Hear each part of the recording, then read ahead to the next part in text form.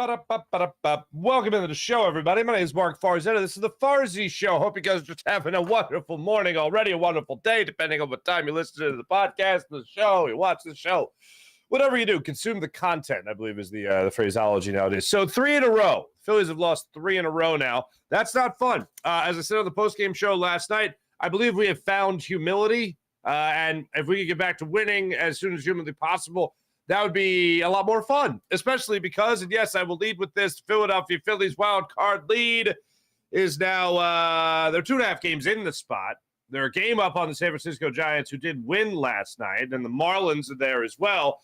So as of right now, if the season ended today, the Phillies, Giants, and Marlins would be your wild card teams. Cubs and Reds both a game out. Diamondbacks 2.5 out. Padres 5.5 out. Yes, the Phillies are still sitting pretty. It could be a lot worse, but unfortunately, things are trending in a bad direction right now, being that they have lost 3 in a row, being that the offense is 0 for 18 in the last 3 games with runners in scoring position. That is terrible. That's not supposed to happen in this lineup. Everybody? Alec Boehm. They put up the stat last night. I knew he was up there. I didn't realize he was 4th in the National League when hitting with runners in scoring position. 4th. The names on that list last night, did you see that? Arise, Freddie Freeman, Mookie Betts, Alec Boehm. Your part-time first baseman, most of the time third baseman, is the 4th best hitter in the National League with runners in scoring position. Last night, one of the many to go 0 for 4. Schwarber, Boehm, Harper, Castellanos. 0 for 4. All of them. Cool. Trey Turner's hit streak was snapped last night as well. He did get on base at one point.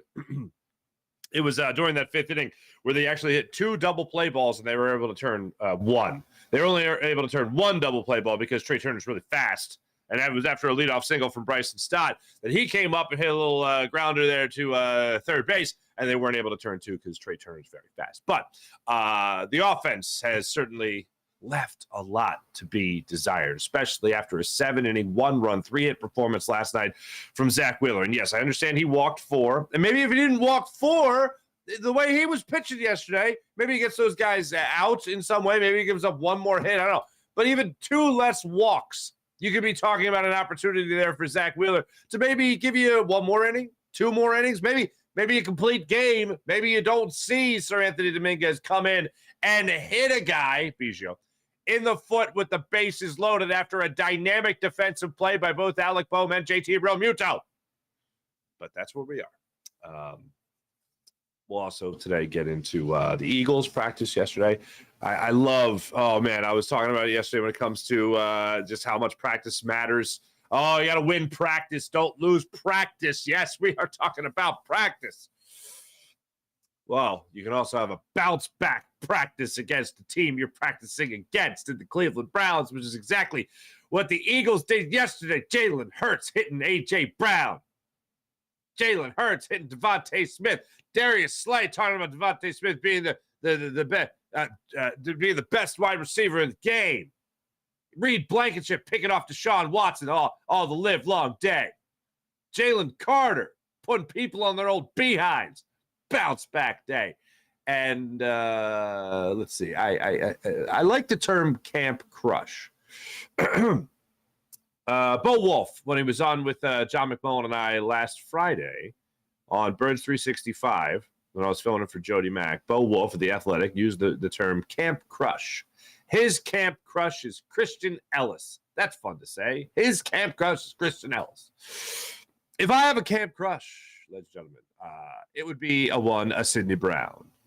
Yes, 9 tackles helps. Leading the team in tackles in a game helps, certainly. Hitting people the way he was hitting people, being aggressive, flying around, that certainly helps. And then yesterday, everybody except Nick Sirianni was all aboard the Sidney Brown hype train. I told you after the game that he was going to, after the preseason game number 1 against the Ravens there, that he was going to be getting first-team reps. And lo and behold, here we are. He is getting first-team reps this week. Well, Sidney Brown addressed the media yesterday, and his teammate Avonte Maddox also addressed the media, and he described Sidney Brown as a heat-seeking missile. So we're gonna hype up Sidney Brown even more on the show today, and we're gonna have some fun with that. I also love the idea of Reed Blankenship making plays in the secondary, and I'm just gonna mention this right now because it got a lot of us excited. It got me excited certainly when I saw it yesterday for Brandon Lee Gowton. Jalen Carter just shoved Brown's 2-time first-team All-Pro and 5-time Pro Bowler Joe Batoni onto his back during on 11 reps. That's a shame. That's a shame. That's a shame. That's a shame. Absolutely love to see that. All right, let's start it off with the Phillies last night. God, that sucked. That sucked so bad. Watching that game, watching the bases loaded, watching our boy Kyle Schwarber there in left field, watching the Phillies try to hit all night. That was rough. So let's pick it up in that 8th inning, okay? Jordan Hicks is pitching for the Toronto Blue Jays. Jake Cave pinch hits for Edmundo Sosa. Off to a bad start. Now, I am in no way, shape, or form president of the Edmundo Sosa fan club, okay? But he did have 2 of your 4 hits last night at that point in the game. He does have reverse splits. So they started him out against the lefty, and he actually was hitting the lefty well last night. And then they took him out against the righty, and they put in Jake Cave. I understand the matchup, the righty-lefty, we want to go with that whole thing. However, if it's a guy like Edmundo Sosa, and he happens to be hitting the ball better than anybody that particular night, and he's also a reverse splits guy, I'm going to go ahead and leave him in the game. They opted not to do that. They have to have Jake Cave up there, and Jake Cave struck out. Johan Rojas went up there, then he struck out. Kyle Schwarber struck out looking. Well, there's a lot to get to here with Kyle Schwarber, so I'll just mention that he struck out looking for the second time in that part, in the game, in the 8th inning there, okay? Now let's go to the bottom of the 8th inning. Sir Anthony Dominguez comes in the game. He walks Lukes, gives up a single to Merrifield, who hit a line drive to Kyle Schwarber in left. I was surprised that Kyle Schwarber got to the ball. He laid out. He dove for it. The ball hit the inside of his mitt. He appeared to close his mitt. He then proceeded to somehow drop the ball. So now you got runners on first and second with nobody out. Good times. Then he gets Belt to strike out on 3 pitches, so that was good. Guerrero goes up there. He works a 5-pitch walk. So now the bases are loaded with 1 out. Springer hits a grounder to Alec Bohm. It was really hit more towards shortstop. Alec Bohm playing in, cut it off before it got to short. And then instead of trying to turn 2, I guess he was just trying to, the momentum was carrying him home. Actually, no, now that I think about it, the momentum was carrying him to first base. And he, like Patrick Mahomes did, to home plate. Where Lukes was trying to score. JT Real, the throw was off, okay? JT Real Muto then go gadget armed it and kept his left foot on home plate, catching the baseball. They ended up reviewing it. He was called out originally. It stayed out. The calling on the field stood. Great stretch by JT Real Muto. Ballsy play by Alec Bohm. Great play by JT Realmuto to make sure his foot stayed on home plate to make sure they got the force out. So now you got the bases loaded, and you got 2 outs in the inning. You have a great defensive play. Things are looking fantastic that you're going to get out of the jam. Not so fast. Sir Anthony Dominguez then hits Biggio in the foot. A pitch that after the game they said that Dominguez was going for the back foot slider. Well, apparently it was front foot, like literally front foot. Hit him in the front foot. And Biggio, to his credit, didn't even move. Like, how often do we see a guy, bases loaded, ball comes inside, and he does a little shimmy to get out of the way? It's like, no! Pull a Chase Utley, turn your back to it, let it plunk you. Biggio just stood there. Biggio saw that ball released from Dominguez's hand and just went, this is going to hit me if I don't move. Stood there, boom. So if you're scoring at home, it's a game-winning RBI hit by a pitch with the bases loaded. Of course. So 2-1. Blue Jays go up. Phillies can't do anything in the top of the 9th inning. They lose their 3rd straight. It's been 4 weeks since they've lost 3 straight. this doesn't feel good. It doesn't feel good to have built up such a nice wild card lead and then watch that dwindle. Giants, I believe they shut out, was it the Rays last night, 7-0? So that's not good for the Phillies, but they're scoring runs. The Phillies are not scoring runs. If there's one person, look, I understand Sir Anthony Dominguez can't go in there and start off an inning and have it end with the bases loaded, essentially, and allowing a run to score. And if it wasn't for a miraculous play there by his third baseman, it would be a lot worse. So the pitching, especially with Zach Wheeler, pitching was okay last night. You allowed 2 runs. Should this lineup have the struggles it's been having? I mentioned 0 for 18 with runners in scoring position. That's pretty terrible, okay? Watching your 1 through 4 hitters go 0 for 4, all of them in the same night, that's troublesome. Anytime Kyle Schwarber does not produce offensively and he's in the field, it generally is not going to be a good night for Kyle Schwarber or the Phillies, for that matter. Watching him strike out 3 times last night, 2 of which were looking. The one swing that he had, the swinging strikeout, was over a slider that was down and in, so he swung at a ball. He struck out on 3 pitches one time. He struck out on 4 pitches another time, and those times were both being called out on strikes. When he got K'd on 3 straight pitches, he stood there and he looked at the home plate umpire like he was making the mistake, like the ump was making the mistake. And that obviously wasn't the case. The ump last night, by the way, I want to make sure I get his name right here. Yeah, Willis. He did a great job. Ryan Willis last night was great behind the home plate. Pitches were right on the line. He called them strikes because they are. Pitches were just outside the box. They were balls, which they were. He called a great game last night. Very consistent throughout the entire game. I don't remember one call where I went, oh, how did you call that? Great job by him. So Kyle Schwarber, it pains me, even before last night, wherever there's a close call, he doesn't take a hack at it. When it's too close to take, he takes it. And I feel like when your offense is struggling the way it has been over the last 3 games, you need a guy like Kyle Schwarber to kind of help you out a little bit. So I don't want to see 3 pitches, 3 strikes, looking, and he's out.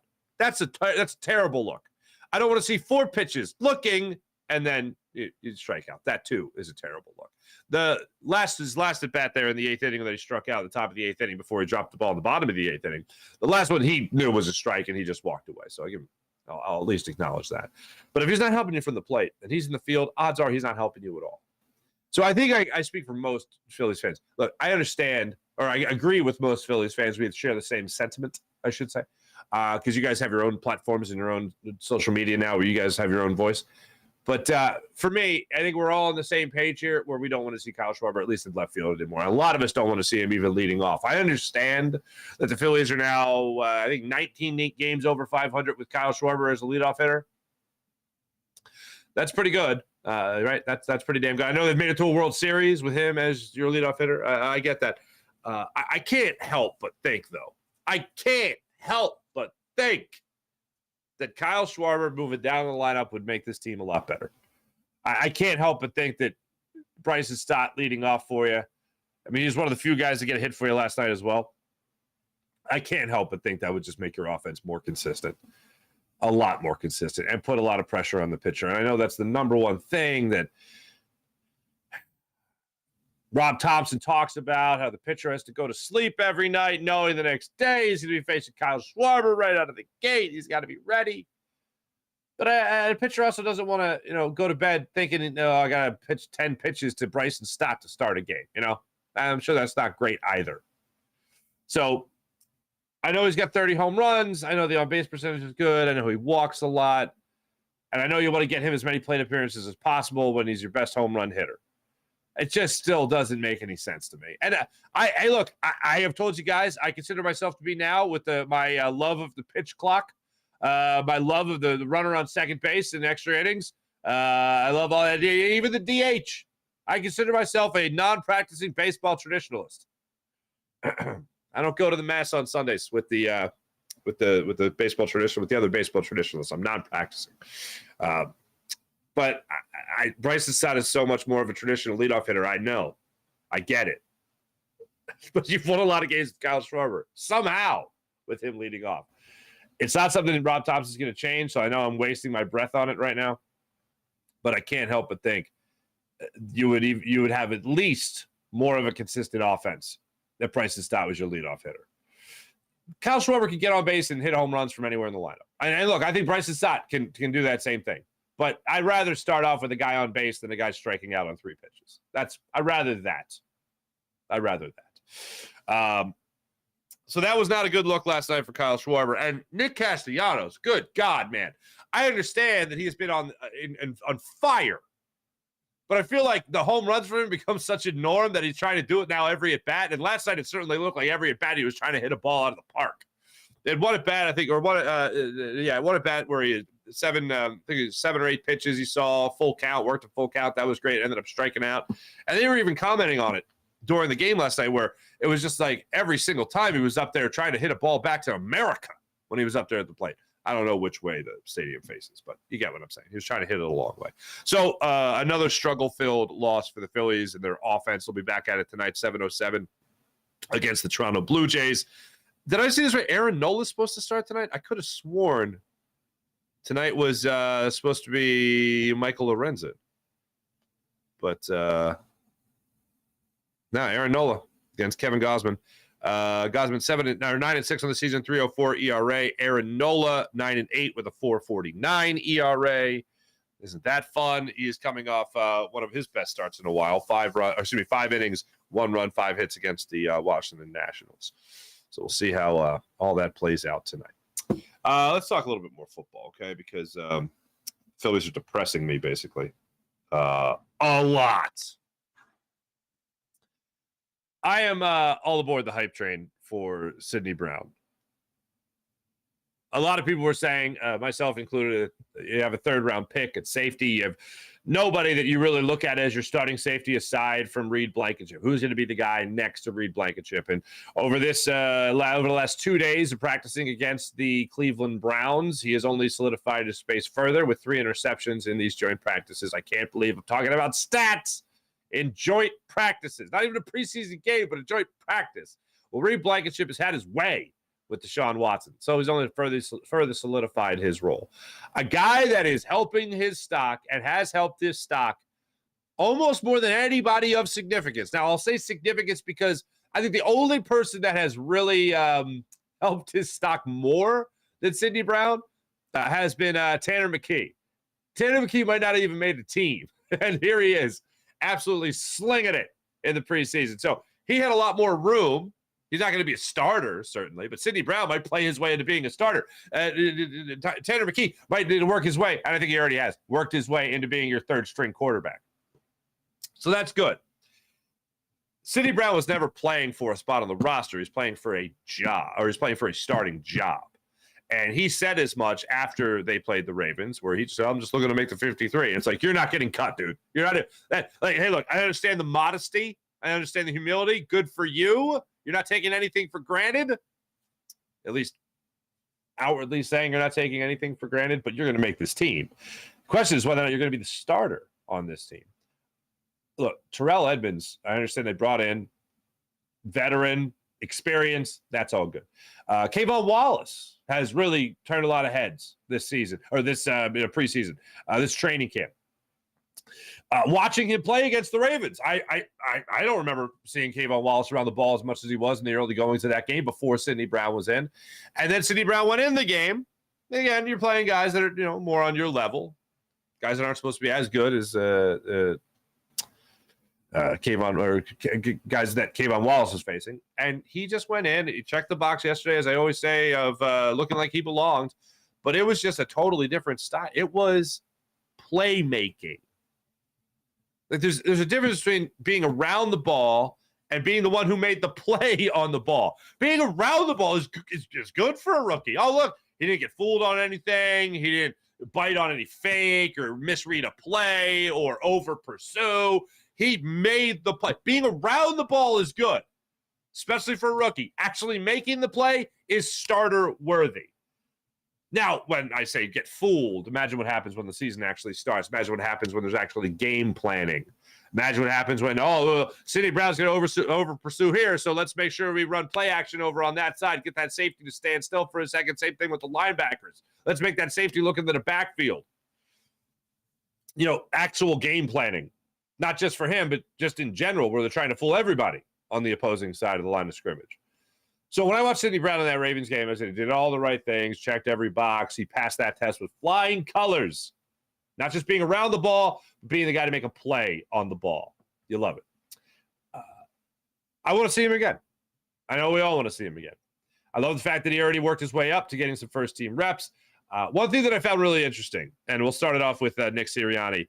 Listen to these cuts from Nick Sirianni. It's about a minute here. Nick Sirianni's talking about Sidney Brown.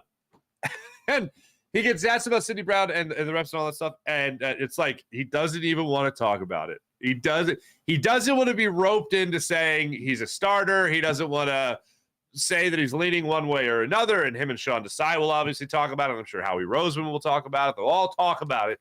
But he's asked specifically about Sidney Brown, and he talks about everybody else. He gives compliments to Sidney Brown. But it was like watching a debate in politics where it's just like, what do you think about economics? And it's just like, well, let me tell you about food supplies. I'm sorry, what? Let me tell you about healthcare. Huh? Here's Nick Sirianni on Sidney Brown, sort of. Obviously they're battling there at safety. We got Howie did a great job. Howie and his staff did a great job of getting a lot of pieces in there that we lost a couple really good players. Obviously wish them the best, but lost a couple really good players and replaced them with some really good players. And so that's just a competition. I'm looking forward to how that continues to play out at that position at safety. And we got some good position battles going on. I think everybody would note linebacker's a good position battle going on. I think everyone would note running back's a good position battle going on. And so, we're just working different guys in there, different communication with different guys.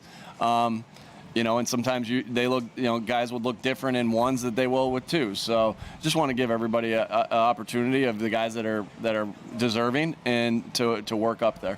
What's Sidney showing? I'm sorry? What's Sidney showing?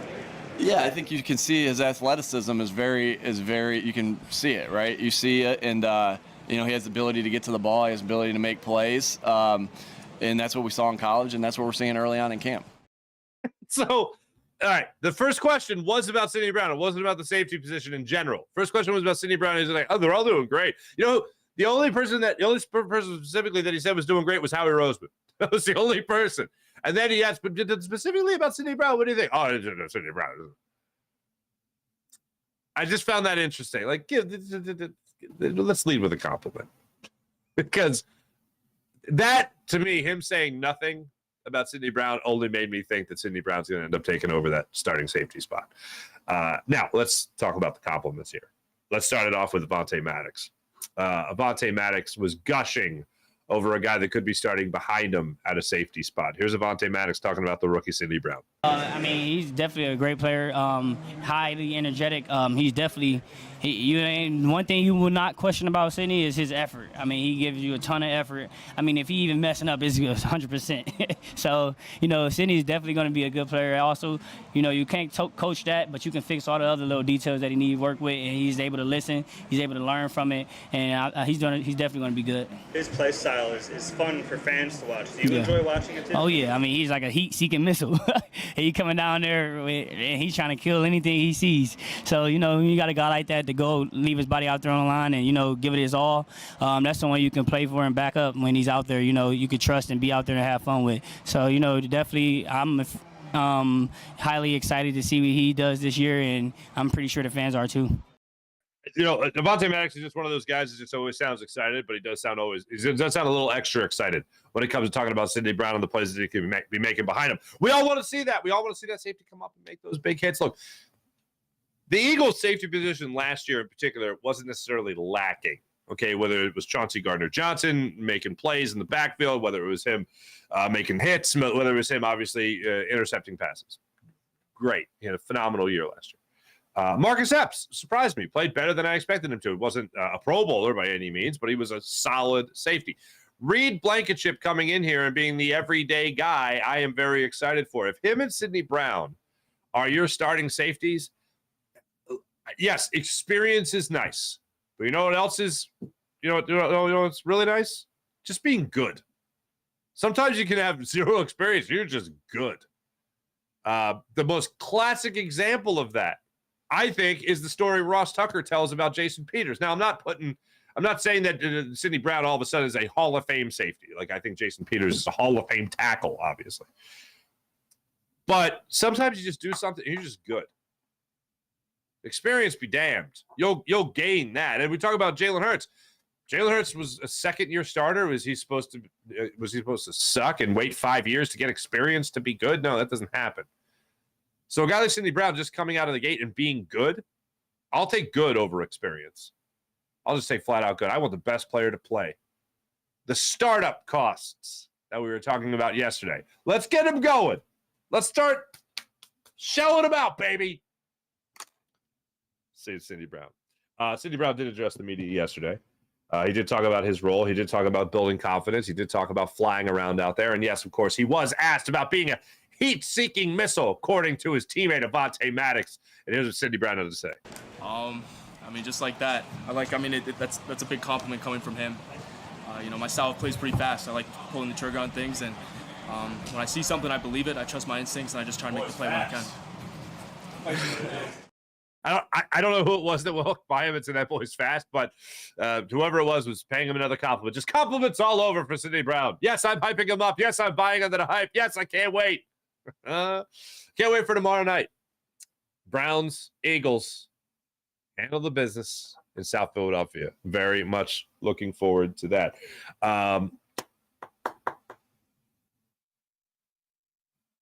There's one with here's another good sign.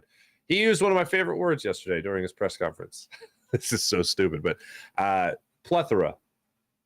Any Three Amigos fans out there? Would you say I have a plethora of piñatas? They have a plethora of safeties. They have a plethora of talent at the safety position, according to Sidney Brown. So he said plethora, so I'm just saying he's going to the Hall of Fame now. Okay, I'll give you a hot take. He's going to the Hall of Fame. All right. In all seriousness, there's been this talk about the Super Bowl hangover, and it happens to every team that loses the Super Bowl. Where, are you going to make it back? Hey, look at the Eagles, 2004, 2005. Okay, they 2004 season, they have this incredible season. They make it to the Super Bowl at the end of that year, the calendar year 2005, and then the following season, the 05 season, they poop the bed. They have a plethora of injuries, including a sports hernia to the quarterback. They have a plethora of issues, including their star wide receiver who made it back from a broken leg to play in the Super Bowl. They have all that drama going on. Okay. Super Bowl hangover, bad luck, whatever it is. It's hard to make it back when you lose. The Eagles, of course, are facing that. Regardless of how they look on paper, all that really matters is how they play on the field. So there is a concern about the Super Bowl hangover. Jalen Hurts got asked this question. Now, I just went on a rant yesterday about, what's he going to say? You ask him a question about that has to do with, the Super Bowl loss. You ask him a question that has to do about how the season's going to play out. It's like, what's he going to say? I think Jalen Hurts answered the question very well yesterday and was asked about the Super Bowl hangover and what the team's doing now to get over the Super Bowl hangover. I think we're here right now, I think we're here right now. And that's the only thing that we can really control. We have our days where we come in here, we just want to execute at a high level and carry out the culture that we set for this team. And that's the only thing that really matters. I left the awkward pause in there because I thought it was just like, what are you going to do? We showed up to work.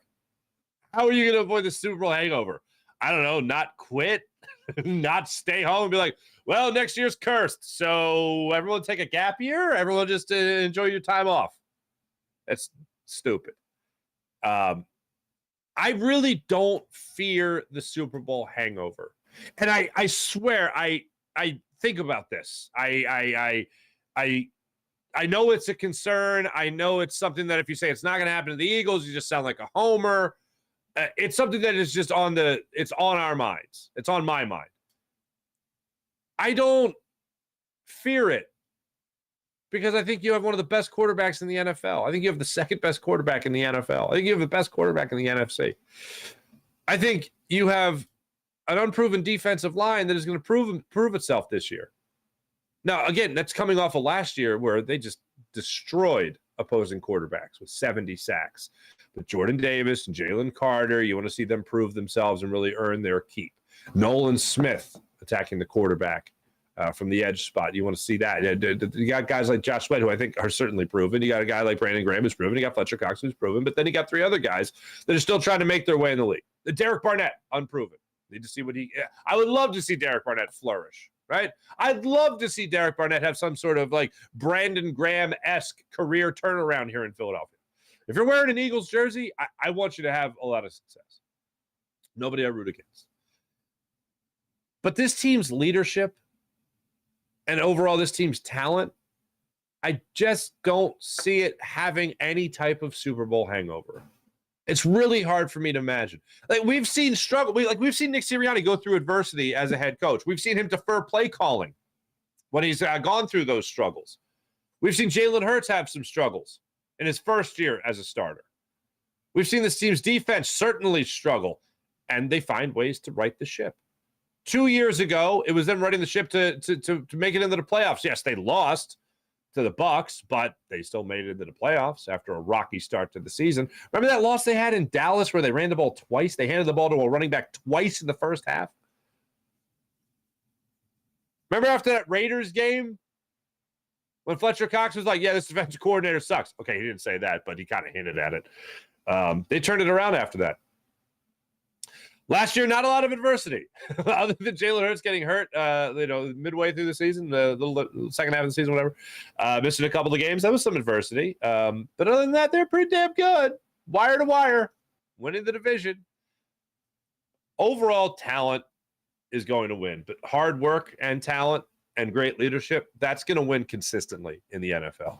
So if there's a reason why I'm not really looking at this season and worried about the Super Bowl hangover, the Eagles having some kind of catastrophic year, disappointing year, I just don't see it. The leadership, the talent, the quarterback, Sean Desai at practice during these 2 training camp sessions with the Browns has been doing everything. Like, he's been trying different things and all that stuff. That should make me feel less confident in my defensive coordinator that I've never seen before in Philadelphia. Like, having James Bradbury line up in the slot, having James Bradbury almost play a linebacker position, like moving guys around left and right should make me go, what the hell is this guy doing? But in all honesty, he's just giving them different experiences. Just in case something happens during the season, he's got to prepare for it. So why not dial it up now in training camp where it doesn't count unless you're keeping stats? I shouldn't like it, but I love it. Being prepared for as many things as possible, I think, is a great way to prepare. What is it? A lack of preparation? What do they say about that? Lack of preparation means you prepare to fail. Fail to prepare, you prepare to fail. Yeah, I think that's the easier, more concise way to say it. Sean Desai's doing that. People talk about the Super Bowl hangover, and people from outside the market, fans from other fan bases, say, oh, it's hard to make it back. It's hard to have success after a Super Bowl appearance. And I'm just like, you don't know this team, man. You don't know this team. You don't know what makes them up.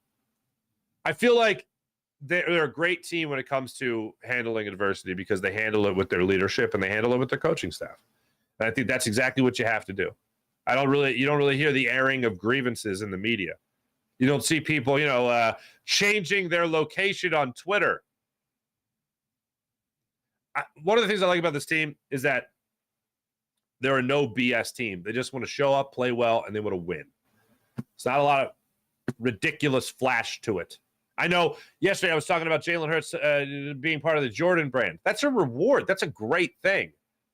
That's not like the scene in the sports movie where the guy is reading his press clippings too much and he thinks he's better than the team.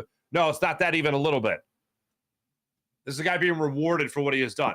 I don't have concerns about the Super Bowl hangover with this Philadelphia Eagles team because of, number one, their talent, number two, their leadership above all else. I mean, there have been plenty of teams that just are coming off a Super Bowl loss, and they haven't been able to play well the next year. And they've been extremely talented, but they didn't play well for a number of reasons. I don't know how many of them had the leadership and the established leadership that the Eagles have right now. That's the number one thing. That's the number one thing as far as I'm concerned. So that was from practice yesterday. Oh, also, nobody gave details. Everyone I listened to yesterday on the press conferences, whether it was Avonte Maddox, whether it was Avonte Maddox, whether it was Sidney Brown, Jason Kelsey, Nick Sirianni, nobody gave details on a little scuffle. There's another scuffle. There's the one at the link with Landon Dickerson and Derek Barnett, little pushing, shoving match, nothing really worth bragging about. And then this one, little scuffle with the Browns. Let's try to get more information on it. Nobody was talking about. No witnesses. There are no witnesses. So that's, anyway, tempers, baby. Tempers. People care. People got passion. So, yeah, that's where we're at right now. Eagles, Browns kickoff tomorrow night. Thursday night, Lincoln Financial Field, 7 o'clock, preseason game number 2. Let's get into the chat check and see how you wonderful people are doing on this fine morning. Going to start it over on the Farzy Show page. Sean Kilrain, what's going on? JT had a hell of a play at the plate at home. Wow. And throw out at second. Yes. Caught stealing. Great throw he had. Mihai Sanchez, morning, all morning, Mihai. Phillies should limit how much they blow out by 11 runs win. 11-run win Friday night versus the Twins. 0-1. Mihai, what is going on here? Fool's gold. They'll be back. I agree. I'm still pretty confident in the Phillies. Sean Kilrain, Schwarber, such a liability at the leadoff spot. It's hard to argue with the amount of times the Phillies have won with Kyle Schwarber as the leadoff hitter. The only reason he's batting leadoff, well, I guess it's 2. The on-base percentage, which isn't like unbelievable, but when you're not hitting at all, it's not that good. Or when you're not hitting at all, it is good. But what bothers me is that I know you have a better leadoff hitter in Bryson Stott. What you don't have is the power. And the idea of getting Kyle Schwarber more plate appearances is appealing because he can give you instant offense, because he can obviously go yard. But Bryson Stott can get on base. Bryson Stott can steal bases. It's too obvious, right? It's too obvious he should be the team's regular leadoff hitter. And for whatever reason, it's just not the way.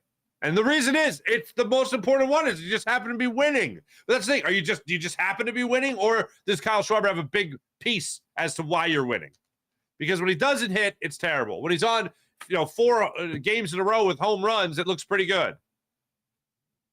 But it is absolutely feast or famine with Kyle Schwarber. 181 on the season with a 323 on base percentage. That's what Kyle Schwarber's at right now. Where am I at with the rest of this? Sean Kilrain, I can't wait to see Sidney Showtime Brown. Kid is hungry. Can't wait. You know what I was waiting for? I was waiting for some more stuff on Tyler Steen because we only saw him a little bit in training camp. I need to see more.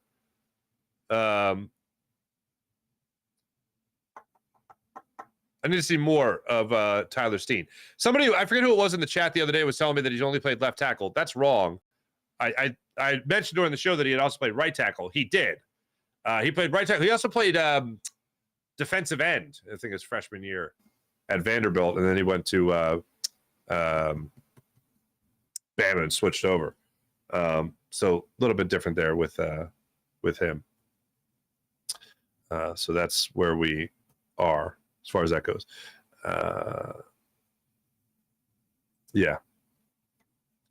What else do we have here? All right, flipping over to Jacob Media. What's up, guys? Michael Parker, top of the morning to you. How about them Dodgers? We flying right now? Tune in. No thanks. I'm not a Dodgers guy. P Sheep, what's up? Some of the guys just look tired or something. It's odd how this team has energy some nights and others look completely lost. Talking about the Phillies. Here's the thing. I think Nick Castellanos has energy. I think he's got too much energy. Like, I love him hitting home runs. Like, it's great. But I feel like sometimes guys get into these grooves where they forget that home runs are supposed to be accidents.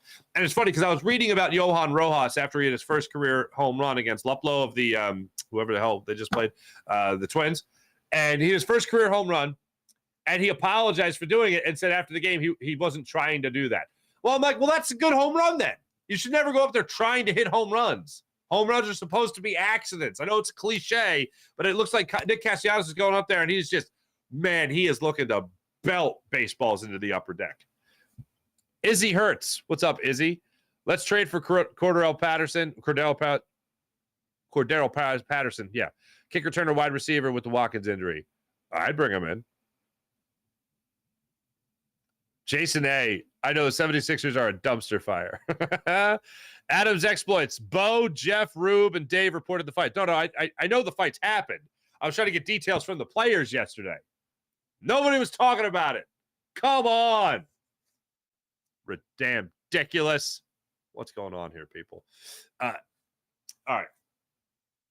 So I'll get into this more tomorrow when it's actually game day, but I don't expect Nick Sirianni to play the starters. I'm not expecting Nick Sirianni to play. There is one thing I want to see.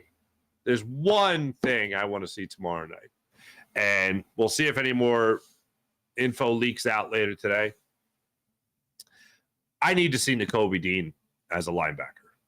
I need to see Nakobe Dean as your middle linebacker. I need to see Nakobe Dean as your signal caller with the green dot on his helmet. I need to see that tomorrow night. I feel like the Eagles right now are going to have good safeties. I feel like it's a great investment to have young safeties that I think are going to play well. I don't think they're Pro Bowlers. I don't think they're going to come out of the gate turning all kinds of heads. I think they're going to be very good at that position. I think right now you're going to need a little bit of experience from these guys to build. You're going to need that time for them to build up that experience because it does matter. I'm not saying it doesn't matter, but when it comes to overall talent, I'd rather have Sidney Brown start than Terrell Edmonds. That's what I'd rather do right now. I'd rather make the investment of time in these guys so they get that experience right now. And I think over the year and over the years, you're only going to see them get better. So I don't think the safety position is going to hurt you. The linebacker position could hurt you. TJ Edwards was nobody's favorite linebacker. All right? He was nobody's favorite linebacker. But he was a good linebacker. Wasn't great. But for the standard the Eagles have set, he's a Hall of Famer. The standard the Eagles have set over the last 20 years, TJ Edwards was phenomenal. Now, again, that's taking into consideration the low bar the Eagles have set. Nakobe Dean has, I won't say huge shoes to fill, but he's got shoes to fill. That can't be a drop-off. For his quickness, his instincts, and all that, I need to see that translated to the NFL. You talk about a guy that's got 34 snaps under his belt when it comes to the actual defensive position, not special teams. Yeah, I want to see more experience. I want to see more of Nakobe Dean, and I'd like to see that, in an NFL game, albeit preseason. I just want to see how he handles the responsibility, because he's going from a guy that didn't play to a guy that all of a sudden is going to be helping run your defense. So I'd like to see that as much and as quickly as humanly possible. So if I could see that on Thursday night, I'd be a happy guy. Now, what am I going to be looking for? Well, not just being around the ball, but making plays. I want to see the defense organized. All the same things I was looking at for the offense, and really defense as well with Sean Desai, but more so the offense in game one with how they were getting plays in from Brian Johnson to Tanner McKee to Marcus Mariota, all that just looking organized. That's what I want to see. I want to see how organized the defense looks with the guy that's supposed to be your signal caller throughout this year. Miles Jack, Zach Cunningham will obviously get opportunities to play as I mentioned, Sean Desai is moving everybody around with that defense. But the number one thing I need to see that we didn't get to see in preseason game number one because he was still coming off the ankle injury, I believe, and the Eagles were being extra cautious, is Nakobe Dean at linebacker. I've said before, if I'm buying stock right now in this Eagles defense and I'm looking at the linebacker position, I am buying stock in Nakobe Dean. Probably the best value you're going to get, Sidney Brown, especially before that first preseason game. But now I'm going to be looking at Nakobe Dean. He will be under the microscope, and I need to see him play. If the Eagles aren't playing the majority of their starters, then I think they should at least play Nakobe Dean. I need to see what he can bring to the table. You might not see Jalen Carter. You might not see Nolan Smith. You might not see Jordan Davis. I hope you do, but you might not. The Eagles might already know what they got in those guys. They might need to see more from, I don't know, whoever else they want to rotate in there. Maybe Jordan Davis actually starts out in a defensive tackle spot. Maybe Jalen Carter starts out as a nose tackle. Maybe they have those guys in the interior defensive line to start out this game, unlike Jordan Davis being bounced out to D end. Those are all things that I want to see from Sean Desai.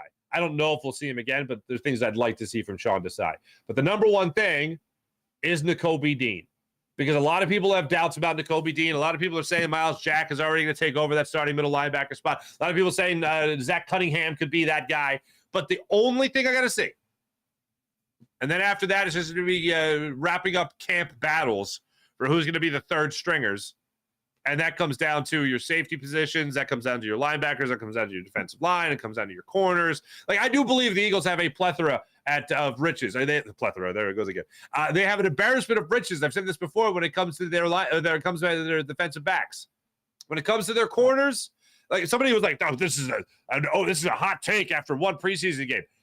They're like, they have 3 really good corners, and then they have a bunch of guys with experience. I'm like, I'm sorry, did you say they have 3 really good corners? Like, if you just had nickel corners, Avonte Maddox is a great nickel corner. The fact that they got 3 we're already at embarrassment of riches. Some teams don't even have 1, and they have 3, and then they have guys fighting for spots behind them. Whether that be, Johnny on the spot, Eli pick 6 Ricks, whether that be Zach McPherson trying to make his way up in the game. Like, this is all great. These are all guys I think can play. They have 3 guys that could definitely play and play at a very high level. Then they have 3 other guys that could come up there and make some noise for themselves. So I look forward to seeing them do that. But everybody else, when it comes to the linebacker position for this team, I haven't seen enough yet. We haven't seen a lot over the years. You talk about Hassan Reddick, you talk about Nolan Smith, talk about their ability to rush the passer from the outside. Absolutely. From the edges, certainly. But the middle of the line of scrimmage, the middle of this defense, the heart of this defense, Nakobe Dean, I got to see out there to see how he handled it. A lot of people say he's too small. This is why he fell in the draft. He didn't know the playbook. All things people were just throwing against the wall. He didn't play because they had a good linebacker last year. And they had a defense that was historically good, especially at getting after the quarterback. So there was no need to shake it up. Nakobe Dean even said as much last year. How you handle and not playing? Well, TJ Edwards is pretty awesome right now. So it's like all I can do is support the team in the way that they asked me to, which is play special teams and get a couple of defensive snaps whenever I can. I need to see it coming up tomorrow night. Think about it. We'll talk about it a little bit later. I should be on with Derek Gunn later today. So I look forward to that with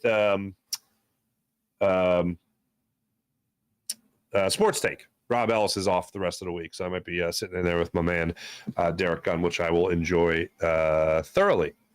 Oh, no, don't do that to me. Looking back at the chat here.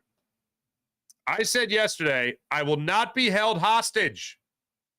I will not be held hostage by James Harden. So, Jason A., you asking me, what do you think is going to happen with Harden? I think he doesn't play for the Sixers again. I think he's a huge distraction, and I think I think the Sixers get nothing of any significance in return for James Harden. They've already lost the trade. I'm going to be the first to report they have lost the trade for James Harden. Let's get into the morning rush brought to you by Sky Motorcars, skymotorcars.com. Eagles and Browns packed up practice yesterday. They had 2 joint practices. Now they obviously will not practice today. Will at least not be doing much today. Then they have the game tomorrow, 7 o'clock. Preseason game number 2 at Lincoln Financial Field. It does pain me to say this, although it was cool to see the stadium packed. Was it Subaru Park? Yeah. Philadelphia Union lost. Their season's over, losing to Messi and Miami yesterday, Inter Miami. Messi scored a goal. It was the second longest of his career. It wasn't from midfield, but damn, it was pretty long. He just makes it look so easy. But good to see people excited about the Union, at least for that one, but disappointing end to that one. Phillies back at it tonight, trying to get off the schneid when it comes to their 3-game losing streak. So I look forward to seeing the Phillies be able to snap that today. Aaron Nola will get the start. I don't expect – people are talking about 3-game losing streak and 0-for-8 with runners in scoring position. There are 1 through 4 guys yesterday going 0-for-4, all of them. People are talking about possible a tweak in the lineup. I don't think there's any tweak. The only thing you might see is Bryce Harper at first base and Kyle Schwarber as your designated hitter. That's about it. But for whatever reason, it seems to be set in stone that Kyle Schwarber is your leadoff hitter. For whatever reason, that's where we are. Kyle Schwarber is number 1, and that's that. Everything else will fall in after that. I'm going to go out on a limb and say the Phillies win this game today. I'm going to say they get off the schneid. I'm going to say they get back on the winning side of things, and they win this second game of this brief road trip that they're going to be on here. There's a couple of things that have really stood out to me. I mentioned the Nick Castellanos thing. I mentioned Kyle Schwarber. But what really has bothered me is the runners with scoring position. It's not something the Phillies have done consistently this year. Alec Boehm has done a good job of it. Bryson Stott has done a good job with it. Surprisingly, I'd like to see the numbers just late in games, but Bryce Harper has not done a good job with that lately.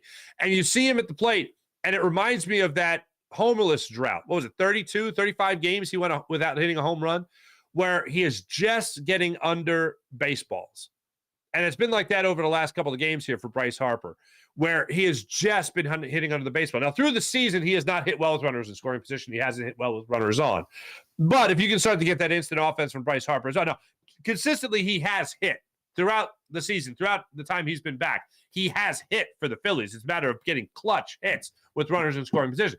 Late in games, he has been clutch. 7th, 8th, 9th inning. I've said this many times before. It's like you're looking, it's like, it's about time for Bryce Harper to come up with a clutch hit, make something happen for the Phillies here. But lately, over this 3-game stretch, 4-game stretch, it's like he has just missed barreling baseballs.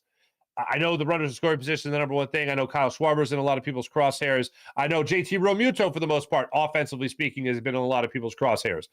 But Bryce Harper has just been under the radar enough because he's been so damn consistent all year with just hitting. The power has been inconsistent, but getting on base, hitting for average, that's all been there for him. But when it comes to the power, lately it feels like he has just been under. And seeing his reaction to long fly balls to right field, seeing his reaction to long fly balls to right center field, you know he is just missing these pitches. So if he gets that opportunity again today, which he will, most likely as your first baseman, that's one prediction I'll make for today, other than the fact that they'll win. He just seems like he is so close to getting on a hot streak. Nick Castellanos, I would just take the foot off the gas just a little bit more. Just a little bit more. And we'll see how that plays out today. Thanks for watching. Thanks for listening. I just saw somebody write in from California. Ultra Ego. What's up? Great name. Great name. Thanks for catching the show. Appreciate you. Coming up, Birds 365, 8 o'clock today. Don't miss that. Johnny Mac will be with you. I should be on with Derek Gunn a little bit later today. Got some other stuff going on today. Hopefully it'll allow me to do that show today. So stay tuned for that. I'll be tweeting that out. Thanks for watching. Thanks for listening. My name is Mark Farzetta. This is the Farzy Show. Jim Hyden produced the program. Did a wonderful job as per usual. Thanks to everybody in the chat. Be back with you guys tonight for sure at 7:07. The Phillies and Blue Jays get back underway. Hopefully I'll be back with you guys after a win. Talk to you guys hopefully in a little bit and then definitely tonight. See you guys. Bye.